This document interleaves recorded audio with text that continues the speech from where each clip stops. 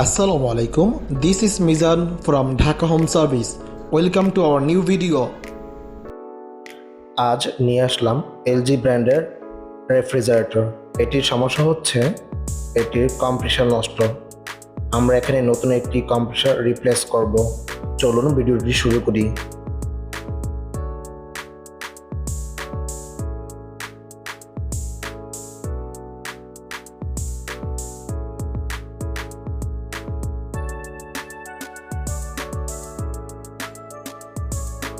প্রথমে আমরা কম্প্রেসারের পায়ে থাকা লকগুলো আনলক করে নেব।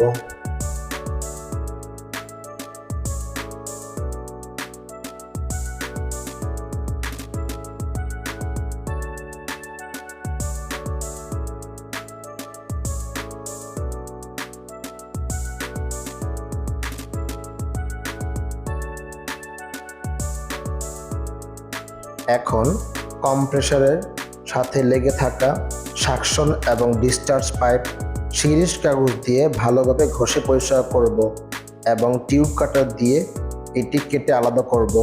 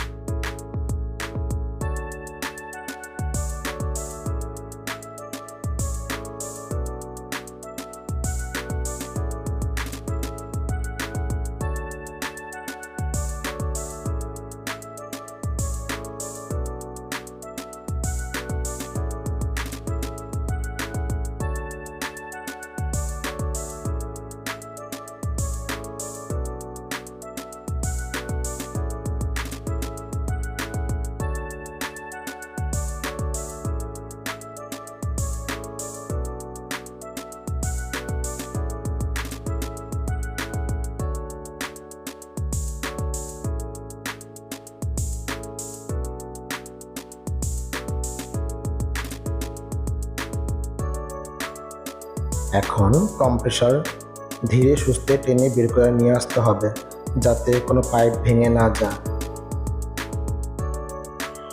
নতুন কম্প্রেসারটি আমরা আনপ্যাক করে নেব। এটি একটি এলজি ব্র্যান্ডের কম্প্রেসার। এটি ইন্ডিয়ান,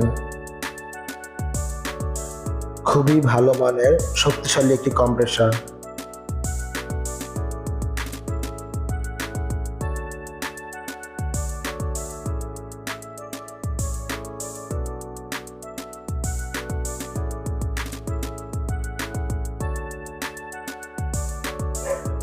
কম্প্রেসারের 4টি পা থাকে, এই 4টি পায়ে 4টি রাবার থাকে, সেগুলো আমরা এখন লাগিয়ে নিচ্ছি।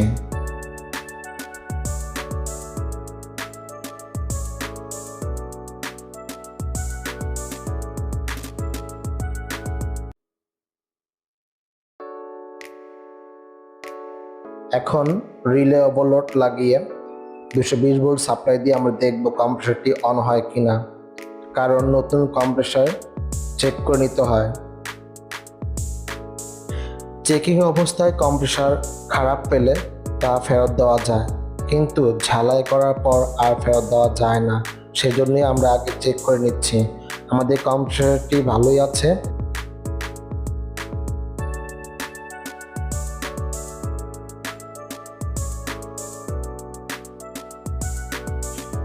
কম্প্রেসারের ডিসচার্জে আমরা একটা শর্ট পিস লাগিয়ে নিব, যাতে পরবর্তীতে ঝালাই করতে সুবিধা হয়।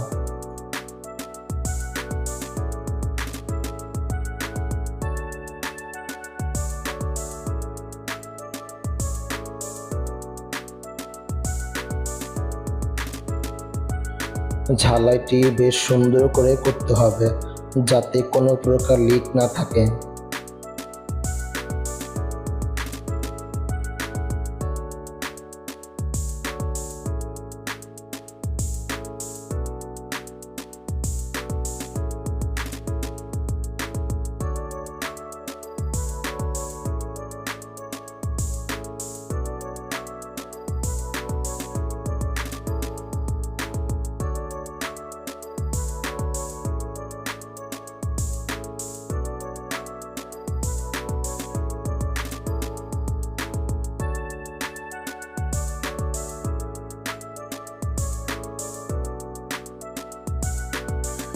নন রিটার্ন বাল্বটি চার্জিং পয়েন্টে ভালোভাবে সেট করতে হবে এবং এটিও পূর্বের ন্যায় ভালোভাবে ঝালাই করতে হবে, যাতে একটুও ছিদ্র বা ফাঁকা না থাকে।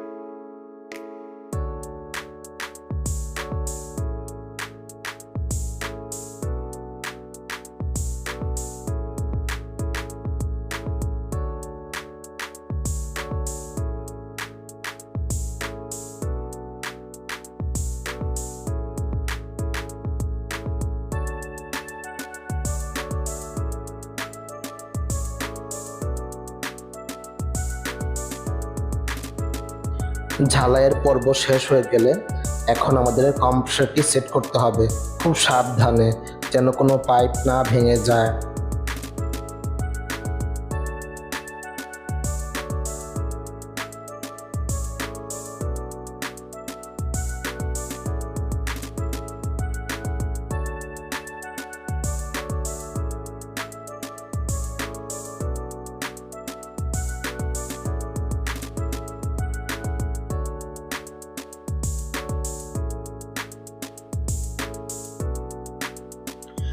এবার কম্প্রেসারের ডিসচার্জ এবং কন্ডেন্সারের একটি প্রান্ত সুইচিং করে আমাদের ঝালাই করতে হবে।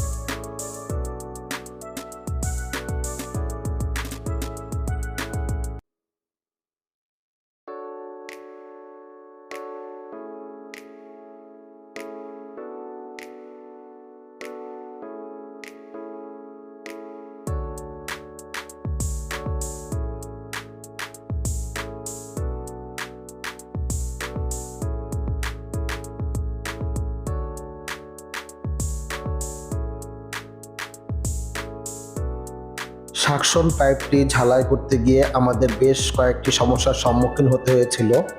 এর মধ্যে হলো এর পাওয়ার কেবলের অংশটি আমাদের আলাদা করে নিতে হচ্ছে, কারণ এখানে তাপের কারণে পাওয়ার কেবলটি গলে যেতে পারে। যার কারণে আমরা এটি আলাদা করে নিচ্ছি।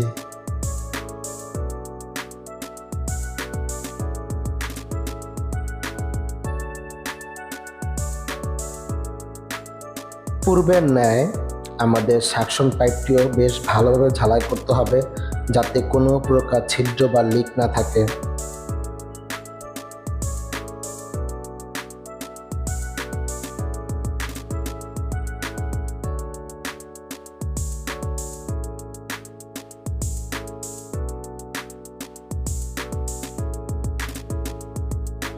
সকল ঝালাই হয়ে গেলে এখন আমাদের স্ট্যান্ডার্ড অংশ দিয়ে একটি বাইপাস তৈরি করতে হবে। এই অংশ দিয়ে আমরা এই ফ্রিজটিকে ভ্যাকিউম করব।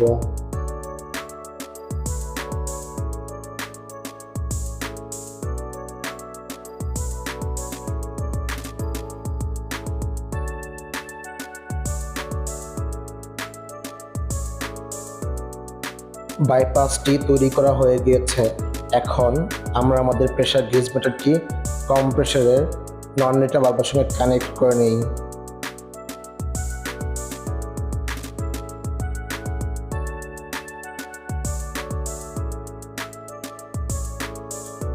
কম্প্রেসরের সঙ্গে এর পাওয়ার কানেকশনটি করে নিতে হবে এবং ফ্রিজটি অন করতে হবে। এইভাবে আমাদের মিনিমাম 1 ঘন্টা ভ্যাকিউম করতে হবে। 1 ঘন্টা ভ্যাকিউম হয়ে গেলে আমাদের এর কাঙ্ক্ষিত যে গ্যাস নাম্বার আছে সেই গ্যাসটা দিতে হবে।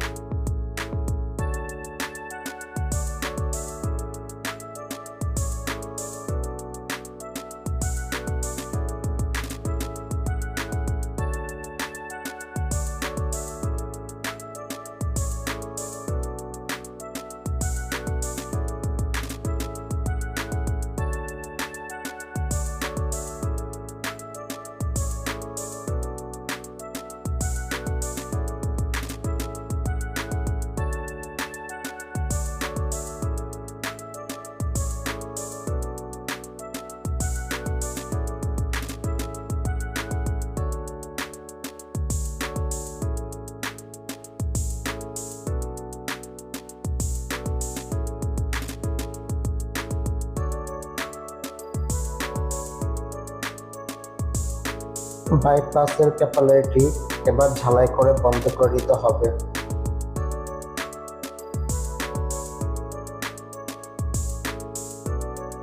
আমরা আমাদের গ্যাসের ক্যানটি আগেই লাগিয়ে রেখেছিলাম।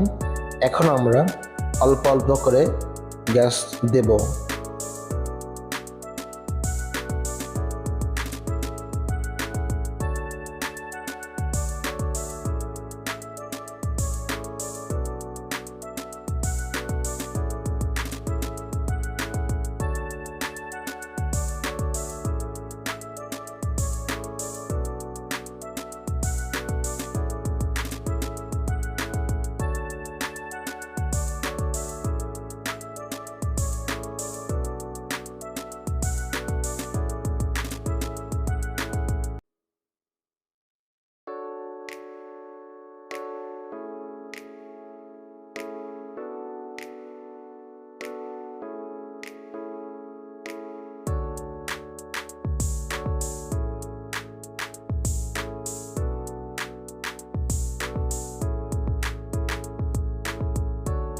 সঠিক পরিমাণে গ্যাস দিতে হবে। সঠিক পরিমাণে গ্যাস দেওয়ার পর আমরা আমাদের হোস পাইপটি পাম্পের সাথে ডিসকানেক্ট করে নেব এবং এর বন্ড নাটটি লাগিয়ে দেব। আমাদের গ্যাস রিফিলটি বেশ ভালোভাবে সফল হয়েছে। এখন আমরা এর সবকিছু গুছিয়ে পিছনের ব্যাক কাভারটি লাগিয়ে ফেলব। ভিডিওটি ভালো লাগলে অবশ্যই লাইক, শেয়ার এবং সাবস্ক্রাইব করবেন প্লিজ।